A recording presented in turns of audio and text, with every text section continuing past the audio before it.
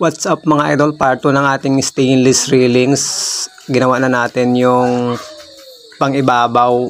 Yan, sobrang haba nito mga idol. At saka nabapping na rin natin yan mga idol. Yung angle ito, gumawa na rin tayo ng framing dun sa ating terrace. At binabapping na rin natin yan mga idol. Tingnan nyo, mahirap masilan itong stainless mga idol. Ang daming proseso, kailangan mong i-grind, iliha, sponge, tapos bapping, ayan. Kaya medyo matagal itong mga idol. Hindi basta-basta ang paggawa ng railings dito mga idol.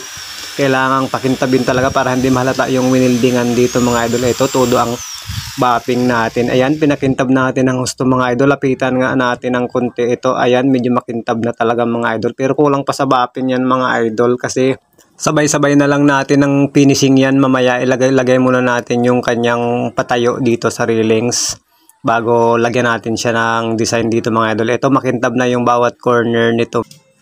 Alright mga idol, pagkatapos ng framing, nakat na rin natin yung mga patayo dito na 1x1 na stainless. Ayan, kinabit na natin, wini-welding na natin dito mga idol. And then after nyan mga idol, design naman ang kasunod natin dito. So merong distansya yan mga idol. So yung patayo lang muna, yung plane muna ang nilagay natin dyan. And then yung sa gitna nyan, bawat gitna nyan mga idol ay yung design na ang nakalagay dyan.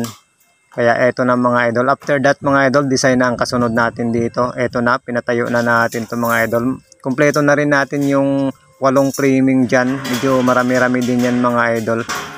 Then next ay yung design na mga idol. Kaya medyo matagal-tagal pa ito mga idol na trabaho. So abangan lang natin to mga idol.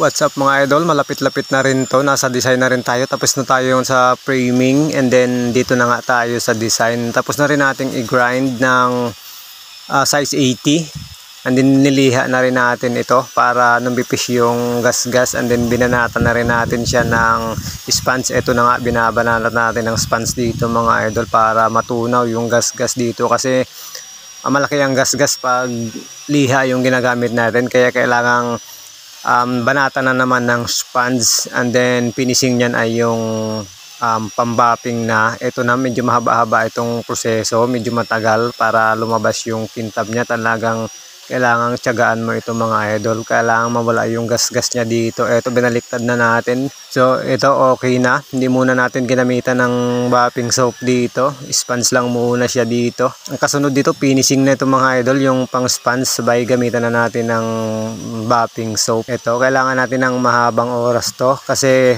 kung hindi natin tiyagain to mga idol ay hindi lalabas yung talagang totoong kintab ng stainless dito mga idol. Ayan, sana nagustuhan nyo yung video natin mga idol. Stainless to, medyo maselan ang proseso pag stainless mga idol. Medyo natatagalan lang tayo dito pagdating sa mga paghasa. Yun lang naman ang pinaka maselan dyan sa stainless, yung pagtanggal ng mga gas-gas. Ayan, pinalitan na natin ng pambapping na yan mga idol, bapping sponge na yan. Ito na yung pampinising dito mga idol. Ayan, binanatan na natin dito mga idol. Medyo tutunawin na rin natin yung gas-gas ng sponge kasi yung sponge medyo pino na yung gas-gas niya dito, pero pag binanatan natin ng bapping talagang totally mawawala na siya mga idol. Tapos gamitan pa natin siya ng bapping soap. So ang kailangan lang natin dito ay tiyaga, pasensya at saka syempre yung maingat din na na pag babapping at saka pag-grind para hindi magasgasan yung ibang part. So para hindi na dumami ang trabaho natin dito, kailangang maingat yung pagtrabaho natin dito mga idol. Stainless to, maselan ito. At syempre pag sinabing stainless mga idol, mahal ang materialis niyan mga idol, kaya dapat maganda rin ang pagkagawa. Ayan mga idol, pinipinis na natin yan. Lalabas na yung kintab dyan mga idol.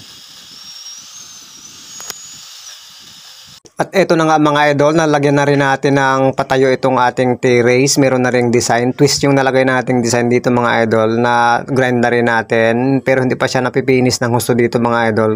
Sana nagustuhan nyo mga idol yung design na ginawa natin dito. Eto na mga idol, isang frame pa lang ang nagawa natin dito.